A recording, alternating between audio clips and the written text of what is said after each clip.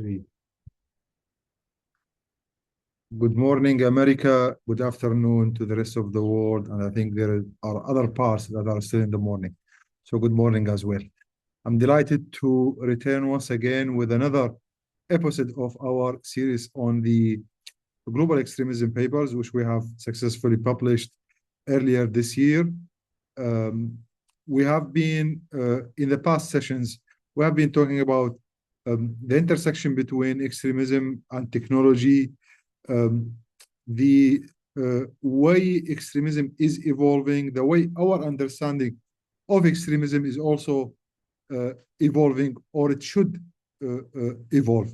That's why we are trying to not only publish papers in the traditional way of a journal at the program on extremism at George Washington University, but we are also trying to bring the authors themselves to get into a much more detailed, elaborate discussion of the research, the background of the research, the way they view the evolution of terrorism and extremism.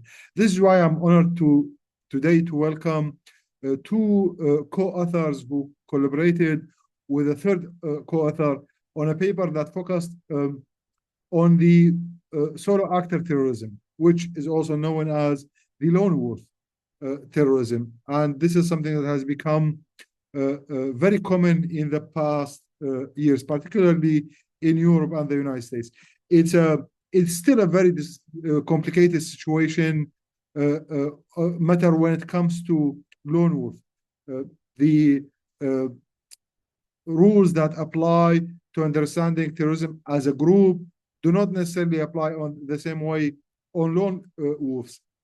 Oftentimes they emerge unknown from nothing, and we do not have prior information or understanding of how they actually develop.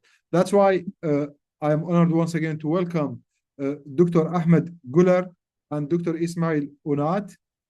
Welcome in this session, and we look forward to hear more from you and your contribution to this field. Thank you, Dr. Mohammed.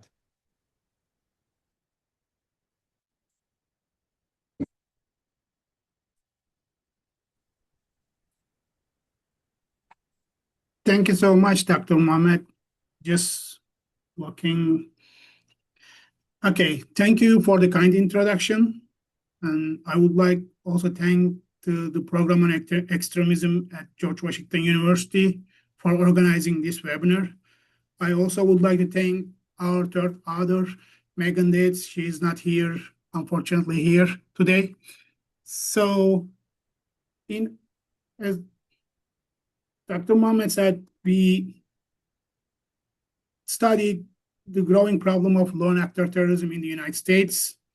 In recent years, we have observed a shift from traditional terrorist organizations toward more decentralized forms of violence carried out by individuals in the United States.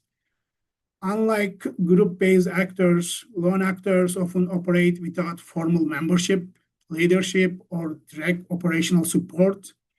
One factor contributing to this challenge is the expansion of online environments. Especially digital platforms provide opportunities for individuals to familiarize themselves with extremist ideas, develop ideological commitments, and communicate with broader movements without necessarily becoming formal members of a terrorist organization. So these characteristics create unique challenges for prevention. Traditional counterterrorism approaches often rely on identifying organizational networks, communications, or recruitment activities. However, when individuals operate independently, there may be fewer visible indicators before an attack and a terrorist attack happens. So in our study, we defined lone actor terrorism as politically motivated violence committed by an individual with individual acting alone, so without direct operational involvement from a terrorist organization. The literature uses several terms to describe these individuals, such as lone actor, lone wolf, freelancer, or self-starter. However, these terms are not always used consistently, and these creating challenges for researchers and confusing the readers. A key issue is that acting alone does not necessarily mean being completely isolated.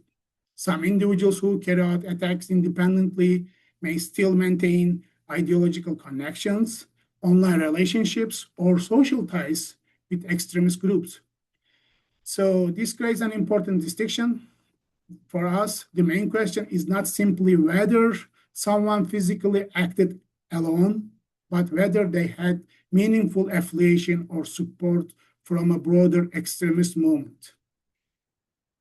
So this question is critical because, especially for the operational purposes, because solo versus group actors have different resources and support. So group-based actors typically have access to greater resources, including personnel, funding, training, and organizational support. These resources allow them to conduct more complex attacks that require planning, coordination, and specialized capabilities. Solo actors, on the other hand, generally operate with fewer resources. As a result, they often select more accessible targets, like soft targets, we say, rely on easily available weapons, and conduct attacks that require less coordination. However, this lack of organizational ties creates a significant challenge for prevention for counterterrorism officials. So group actors may generate warning signs through communication networks, recruitment activities, or operational planning. But solo actors, on the other hand, may leave fewer traceable signals before an attack. So in previous studies, we see they compare lone actors with group-based terrorist actors. While this research has provided important insights for us, it often treats lone actors as a single category. So in our study, we argue that there's an important variation among individuals who carry out attacks alone. Specifically, we distinguish between two types of solo perpetrators. The first is solo LAT, or solo lone actor terrorism. These individuals have no identifiable affiliation with terrorist organizations or extremist organizations. The second is solo GAT, or solo group affiliated terrorism. These individuals carry out attacks alone, but maintain some connection, support, or affiliation with a broader extremist group. So based on this distinction, we have several research questions in our studies. First, do solo LAT and solo GAT differ significantly in the United States? Second, does ideology play different roles across these two forms of solo terrorism? Third and fourth, do they differ in target selection and weapon preferences? And finally, is there any difference between solo LAT and solo GAT in claiming their attacks for getting credits? Okay, now I will hand the mic over to Dr. Onat to talk about our study's methodology, results, and findings. Thank you. Let me share my slides first real quick, and then I will pick it up from here. All right. So good morning again. Thanks, Dr. Güler, for the first part of the presentation of our study. And so to answer those research questions, we used the data from the Global Terrorism Database, and it's a pretty well-known database for terrorism and extremism researchers in the United States and globally, because it collects data not only from the US soils about the terrorist incidents, but all around the world. And the data that we used, actually, so although the GTD dates back to 1970. I mean, the early incidents that the database include, they date back to 1970s. We collected the data about the lone wolf terrorism from 1997 to 2021, and this that was the most recent release of the data in 2021. So in the United States, we found out there was a total of 863 incidents, terrorist incidents, that have been committed in the United States, almost over 2 decades. So we looked into the data, and then we used the 2 main features of the GTD data. And so we used the NPERPS variable and the individual variables to operationalize the lone wolf terrorism in the United States. So the first variable was all about the number of perpetrators in an incident. And there was many incidents from 1997 to 2020 that were committed by only one single perpetrator. So another feature of the GTD was about the affiliation of the perpetrators with a group in the incident. And the individual variable was for this purpose. And if the individual was not known to be affiliated to any terrorist group, and it was coded as 1, as an unaffiliated lone actor, and all other incidents included individuals with group affiliation.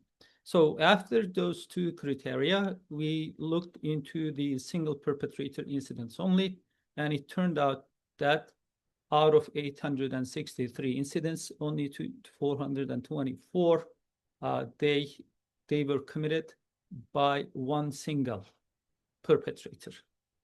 So out of those 424, 308 incidents were committed only by single lone actor terrorism, so terrorists. So that means that the perpetrator who carried out the attack in the incident was only one single person, first of all, and second, this person was not known to be affiliated to any group, radical, extremist, or terrorist group. So on the other hand, 116 incidents, they were committed by one single perpetrator, but the perpetrator was somehow affiliated with a group.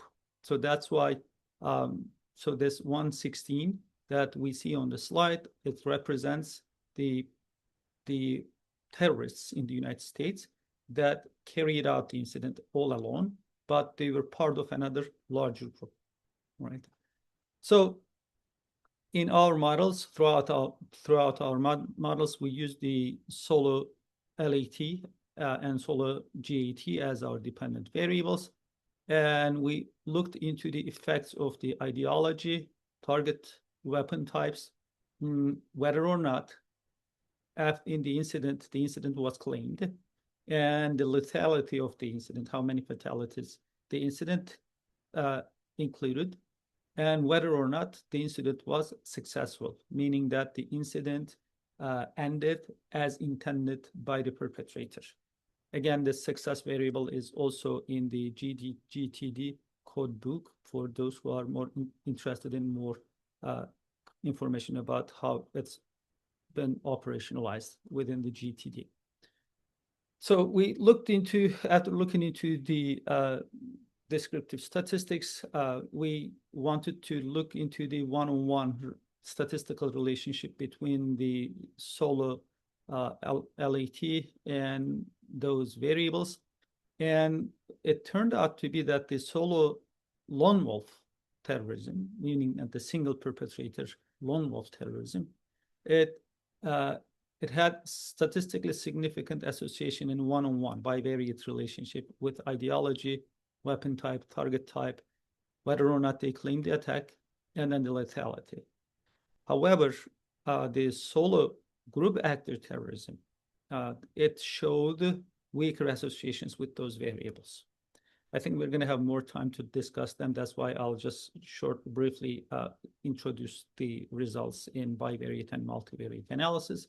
So then we ran a fixed effect logistic regression analysis. In this analysis, we also controlled the models with the yearly changes over the 24 years period of the study. And it turned out to be that 5 out of 6 predictors were significant for the solo LAT, and 3 predictors only were significant for the solo GAT, group actor terrorism by single individuals. So the claiming the responsibility was only significant for the solo LAT. That's also an interesting finding, because the groups are more inclined by the literature to kind of claim the responsibility of the attack for the branding and advertisement purposes. So when we compare the significant predictors, we found out that the solo LAT was significantly associated by the identity-based ideology, while the solo group terrorism was more impacted by right-wing ideology. So another difference was between the target selection. These solo lone wolves, they targeted abortion, more significantly abortion-related targets, and the groups, the lone group actors, they targeted non-governmental business and NGO targets. And as I mentioned in the previous slide, the solo LAT claimed attacks more significantly, and the weapons also changed a little bit. The weapon choices also changed between these solo LAT and solo GAT, and groups use less incendiaries, while the lone wolf, lone actors, they just relied more on non-sophisticated weapons. So we also see that fatal attacks were significant in the model of the solo lone actor terrorism. So what we actually basically discussed in our paper was that the solo LAT and solo GAT, they are distinct with respect to the offender types in the literature, and that we also see this distinction in the incidents as well. So they differ in ideological motivation, operational behavior, with respect to their communications, and the tactical choices are also varying. And so we concluded in the paper that solo perpetrators are, so we should not, so one person carrying out a terrorist incident should not be treated same with respect to their relationship or affiliation with another, with or without another group. So this is I think this is the main finding and argument of our study. And the group affiliation actually changes the attack characteristics as well, compared to the individual without affiliation committing the same type of terrorism. So we also see this in the modus operandi. Target and weapons selection are changing, but the type of ideology that the lone actor kind of states, that's also changing. So basically, we argue that so one single perpetrator terrorist incident should not be treated as one single concept, and we should just look into the within group variation. And in this case, the within group variation is all about the number of perpetrators that committed the crime, the terrorist incidents in the United States. So this is basically what we have conducted our study on and what we have found. And thanks for your time. And I would like to turn the floor to Dr. Mohammed. Thank you, both of you, for this explanation. I do have many questions. I think I will start first with the title, but before that, I would like to also encourage our audience to please send your questions if you have any, and we will try to answer as many as possible. I think this is to both of you. I know you have discussed and explained the rationale behind that rethinking of the question of titles and labels. Solo actor, lone wolf. Thus, being solo actor means you are not operationally connected with a group, but you are ideologically connected. But you were just saying, Ismail, that is also not the case with solo actor. They cannot be conflated with a associated, affiliated member of a terrorist or an extremist group. So, but you decided that you're going to divide it into the solo LAT and the solo GAT. And then we have been into probably over a decade and a half now into that question of the understanding of what does a lone wolf mean, and how do we separate that from a group. So I think if you walk us through more details into how does your reconciling concept, how does your concept of reconciling the solo actors try or attempt to, I don't know if I can say fix it, or probably lead us to a better understanding of the situation. Because the question of, I do get the point that they might not necessarily affiliated, but it is probably they are just operationally not affiliated, but they are driven by the same ideology. So how do you reconcile all of that connectivity and also overlap? Okay, good question, thank you. When we start working on this paper, we first look at the literature about lone wolf, and one of the biggest discussion we have with Ismail and Megan is the definition. Okay, so as we discussed in the presentation, the literature having different definition using lone actor, lone wolf, so, and also lone wolf pack, and you will see different, more, definitions in the literature. Also, people, when the researchers operationalizing all these, when they are doing their research, they use different criteria. So some of them saying only one person, no connection, this is the lone wolf, or at least two is okay, and some says up to three is fine. So this makes the biggest, and these choices, these operationalizing choices in the research making biggest difference. So we said, okay, let's clarify this first before doing anything else. So this is the main idea behind solo LAT, solo GAT. And when we look at the, GDD database, they have,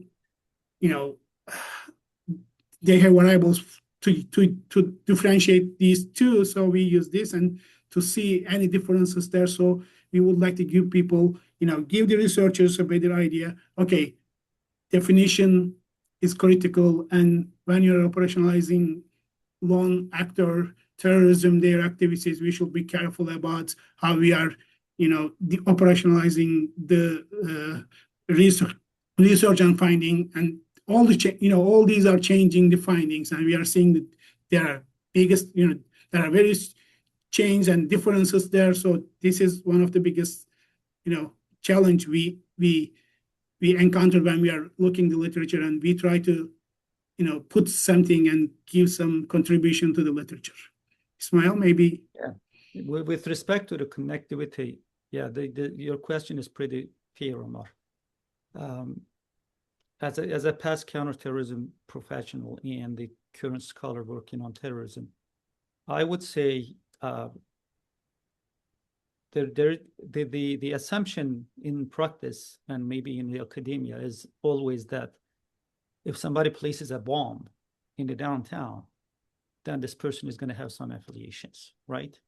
So first of all, such a kind of planning and modus operandi is not easy to carry out. So one point that I think we are missing in here is that the main distinction between the ideological commitment and the operational support. All right. So when an individual is committing a terrorist incident with all logistics coming from a particular terrorist group, but the person is only, I mean, the money, the kind of transportation, and maybe the weapons and other stuff, and even the target is just suggested by the larger group, and only throughout the incident, it was only one single person, right? So in this scenario, we cannot deny that, yes, the one single person committed the terrorist kind of incident in here, but it was the business of the larger group. So now let's just turn our face back to another incident where somebody commits a crime. You can think about the Oklahoma bombing, right? In Oklahoma bombing, the perpetrator never said that I was affiliated with any group. And it was a pretty big incident in the United States. So thinking about the larger group, ISIS supports somebody and one individual commits a crime versus Oklahoma bomber just commits this all alone. We treat them together right now in the media, maybe in the academia, maybe in practice, right? So what we are trying to say in here is that those two forms of single perpetrator terrorism is not the same.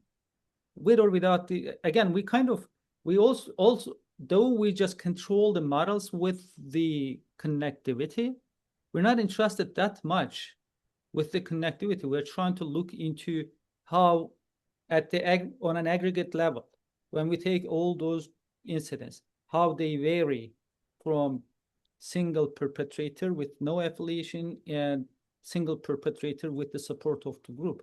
We should just make this, we're trying to make this awareness actually with this study, if that makes sense.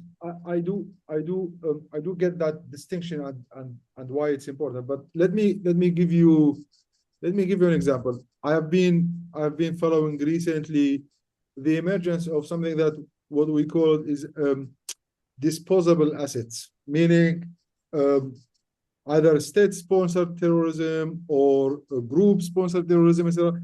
They no longer insist on the affiliation.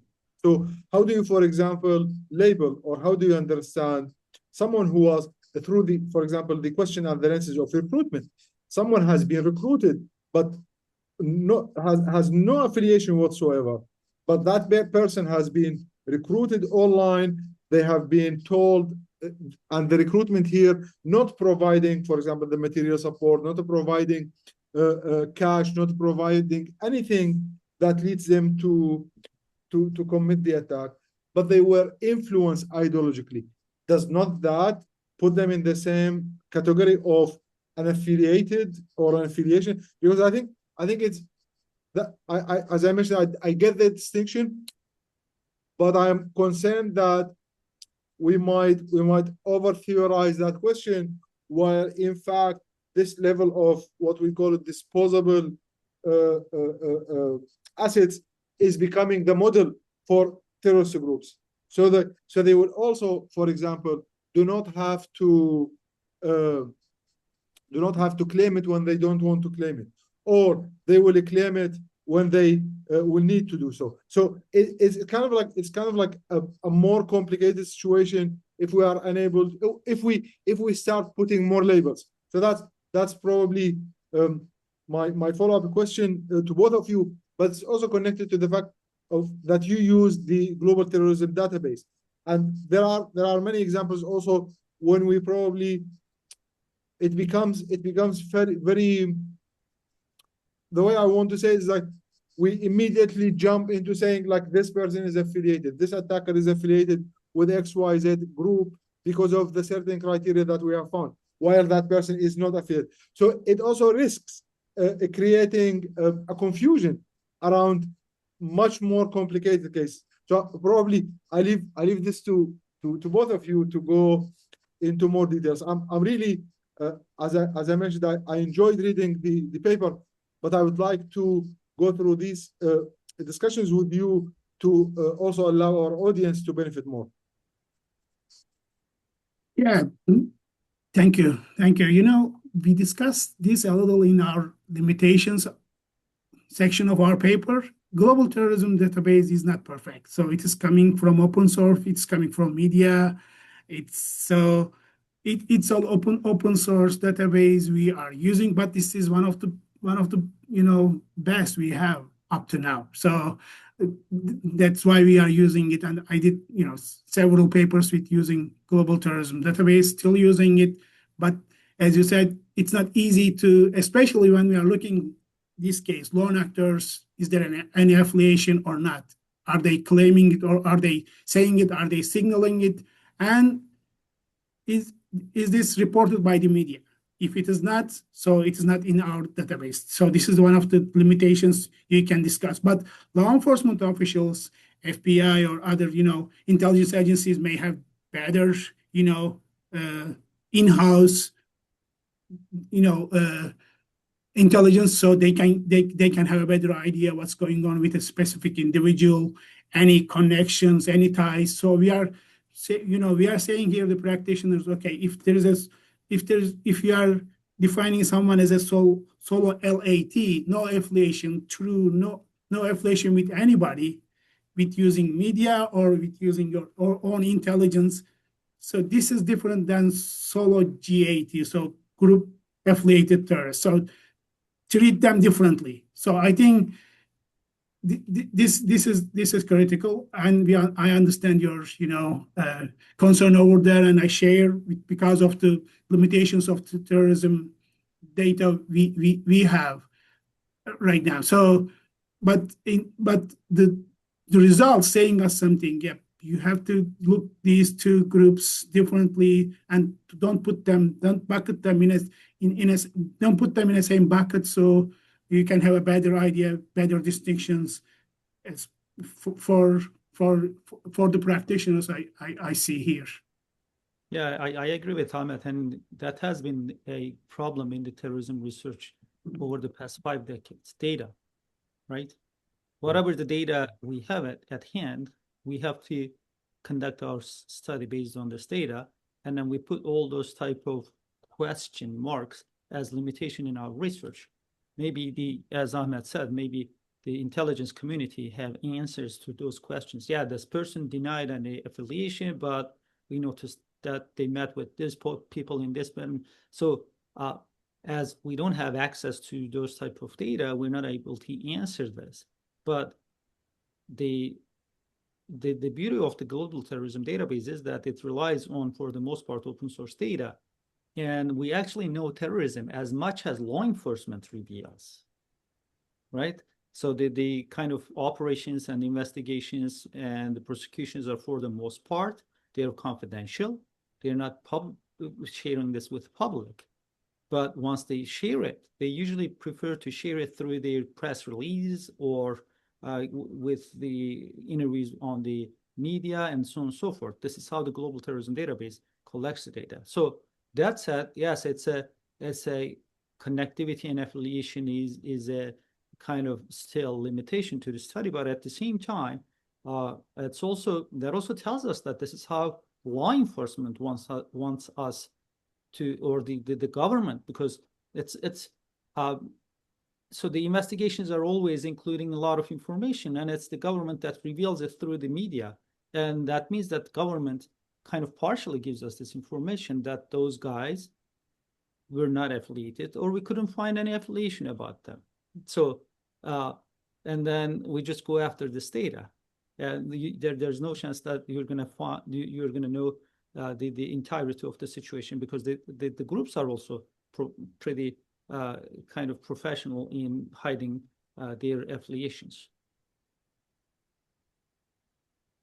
Great. I think before I go to my other questions, I would like to read 2 questions came from one of our audience, Magovny.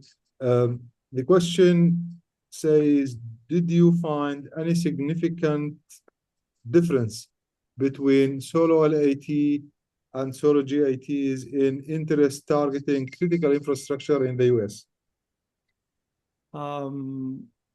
Actually, a lot of questions actually are related to our findings.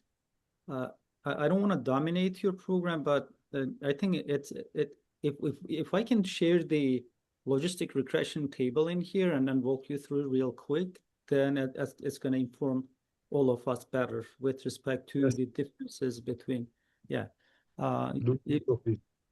If I can just quickly share my, all right, sorry about that.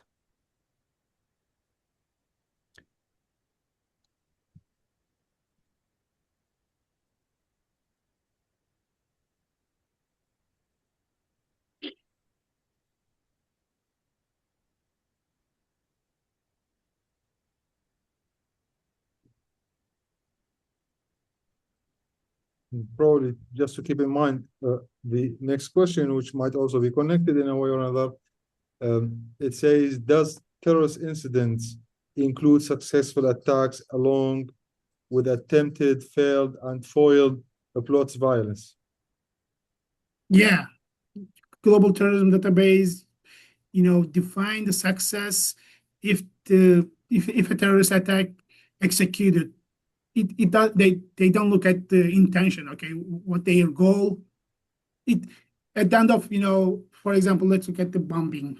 At the end of, if bomb detonates and kills or creates some physical damage, it is successful in the terrorism database, and they define it successful and unsuccessful. So it's a binary rather than attempted, foiled. I think the question is asking more granular coding of successful, unsuccessful, but global terrorism database only using the binary coding, dummy coding, successful or not. Yep, go ahead. All right, yeah, so we basically this table on this study is telling a little bit about the differences between the solo LAT and solo GAT, right? And when we look into the ideology, it turns out that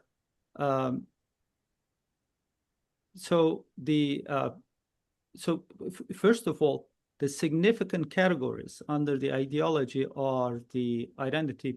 So again, it's worth noting here that we compare each categories under the ideology variable to the religious ideology. There is a reason why we did this way. We kind of ran the analysis this way because the media usually frames terrorism as a kind of implies that terrorism is related to a religion for the most part. And then that's why we just wanted to look into how each category, each ideological category compares to the religious ideology. So here we see that the identity-based ideology is actually a significant feature of the single perpetrator lone wolf terrorism, right? But it's not significant for the lone actor group terrorism. And the other point here is that even if the category is not significant under the solo GAT, the signs are different. So it's the opposite. So similarly, the single issue is a negative and significant variable in here that tells you that the single issue, I mean, when we say single issue, we're talking about like the animal liberation front type of terrorist incidents. So it's actually not a significant feature of the solo LAT.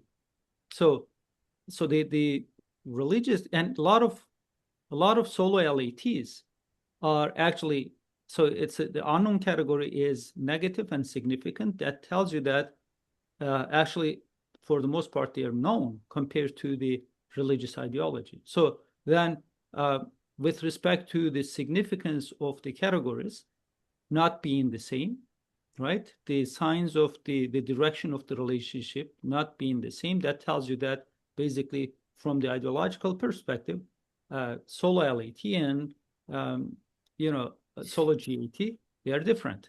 When we look into the target type, which is related to the question that is coming in the Q&A platform, so there's a strong belief among public that terrorists are going to usually target the government entities, right? Government buildings and so on and so forth, etc. So that's why we wanted to compare each one of those target categories to the government target category. And it turned out to be that, for example, the right side, the right column is the solo GAT.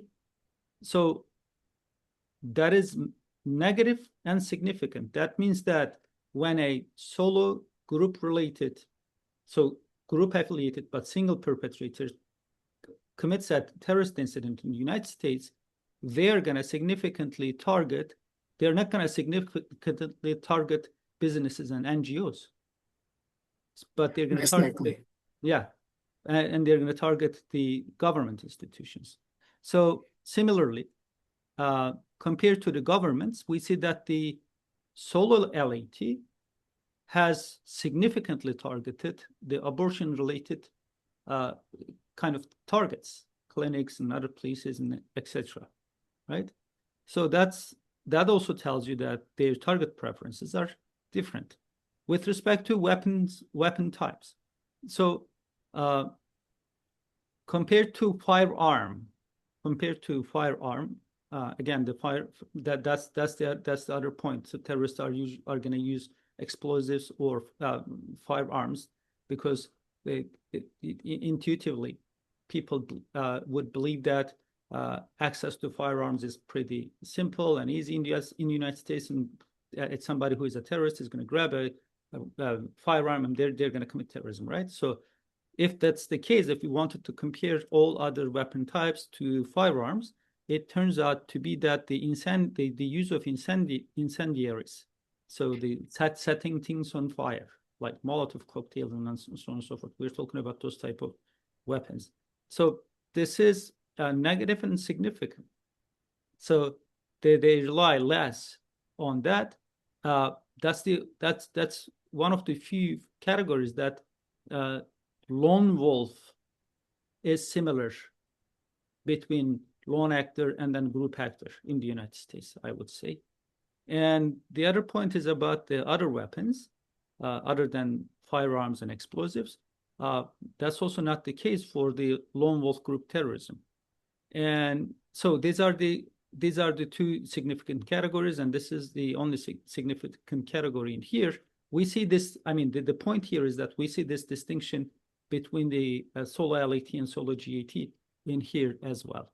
And when we pay attention to the other control variables, whether or not they claim the incidence, the solo LAT, in solo LAT incidents, the perpetrator claims significantly.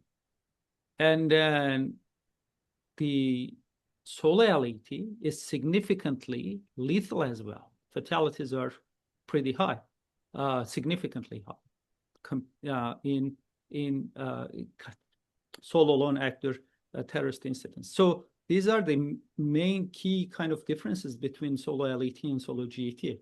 So those control variables are not significant in here, but as you see, the sign of the coefficients are all in the opposite direction. So then overall, this model may suggest that the solo LAT is totally different from the solo GAT. So that the statistical models are also kind of suggesting that we should just treat them very differently. if that makes sense. In probably to make a follow-up on that, Ismail, is that because when we say a group, when we say an individual, both are planning, both are thinking of a target, both are making a systematic and strategic choice on what to target, how to target, when, what to use, etc. So how does it work when it's a solo LAT, it's a solo GAT, and it's someone who is affiliated or not affiliated? It's like how does that function? Because you mentioned that they oftentimes prefer community centers or NGOs or gatherings, groups, etc. So if you I think that can be both of you. If you can walk us through the what you call the regression model, how does it show the solo actors fight differently from groups?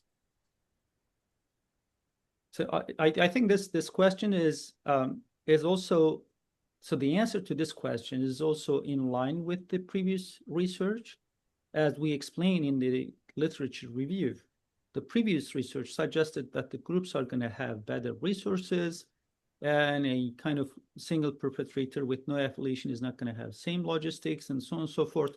So then group support makes a huge difference in making target selection, in choosing the weapon, sophistication of the weapons, and etc. So it's also about the outcome that they expect from it. There's also this argument in the literature that in many, Ahmet may also explain this better than I can do. So in many solo LAT incidents, in the end, the perpetrator either commits a suicide or knows that I'm going to be done, I'm going to be terminated at the end of the incident. But that's not the goal of the LAT, the solo GAT perpetrator, if that makes sense. I don't know if Ahmet may want to talk more about it. Yeah, the literature says mostly, solo, especially for the lone wolf, lone actor, we are seeing mental health discussions, and then also suicide prone, and then they end their life. This is true. I think one of the critical is coming from the control variable, as Ismail said. The claiming is one of the critical variable I see here. The difference between solo LAT and solo GAT, as we see the literature discuss about the groups using claiming, getting the credibility for the terrorist attacks based on their strategies. If it fits their goals, if it fits their, if it aligns with their objectives, they claim it. Or sometimes even they reject and saying the terrorist activities they committed, they reject, they refuse because they are getting pressure from the government or even their followers. They don't accept, so they refuse and they reject. The actual terrorist attack they committed. So we are seeing here, claiming is one of the critical for me here, especially for the law enforcement. We see solo LAT, one of the group, the most difficult group to identify, to catch before they commit any activities, but they claim it. So they leak it somehow, especially the social media or the online. So this is one of the critical difference between, solo LAT and solo GAT. So this could be a good, lead for law enforcement, for the counterterrorism officials to go after and look. And for the lethality of the attack also, it's interesting for me here. I would like to talk, even though we are saying, as we say, solo LAT have fewer resources, but they are more lethal, right? So they are, even though they have less resources, they are committing, more lethal attacks than solo GAT. This is one of, because they are less visible. Yeah, they are less visible. Also, as Ismail said, they commit their life. So they at the end of the attack, they don't think they're gonna leave, so they are doing every harm they can do, and so they are becoming more lethal than solo GAT. This actually this is a good transition, this last point, because it leads me to as also the journal is policy oriented, that your paper have provided lots of discussion and understanding of how does all this solo actor works compared to group affiliated, but also all of it inside the environment of extremism and extremism that leads to violence. So, and you probably already know, one of the biggest challenges for any law enforcement, but also for legislators, for the question of combating extremism and terrorism is the ability to predict, or the ability to have insight into the predictive indicators. What indicators can they have in order to understand? Because it is possible to understand a group or a person, they are changing their mood. For example, even though it was too late to find out the attacker of New Orleans, who probably happened to, I think it was proved that he was later affiliated to, he pledged allegiance to ISIS. But there were indicators. A person changes, a person starts seeking different type of groups, and this also involves online. For your paper to, if you were to transform it into a set of recommendations, how do you create this kind of like level of findings that you say, I would like you to focus on these signals that are worth watching. This is what makes a solo actor. This is what makes it. So the indicators that you have come to find in your research on this data. I think one of the significant thing coming from our paper, as I said, you can look at their tactics, strategies, what type of weapons they use, what type of targets they choose. These are helpful. Yeah, these are helpful for understanding how solo LAT and solo GAT are different. But one of the biggest, I think, it's still claiming for me, because especially for the law enforcement, if they do it before the incident. So if they leak, if they say anything online, this is one of the critical issues, especially for the solo LAT, which we know is the most difficult one for law enforcement to identify before any attack happens.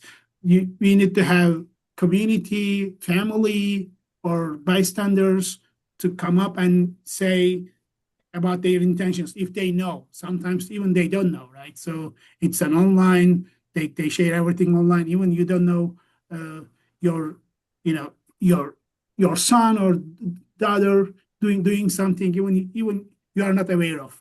It's happening online. So I think claiming is one of the critical for law enforcement for the practical purposes, to follow, to look, and to differentiate between solo LAT, solo GAT. Also, as literature discussed, solo GAT is a little bit easier to identify, to catch, because they have group affiliation, so they have some communication, they have some connections, so you can infiltrate these groups and find solo GAT. But solo LAT, mostly online activities becoming most critical.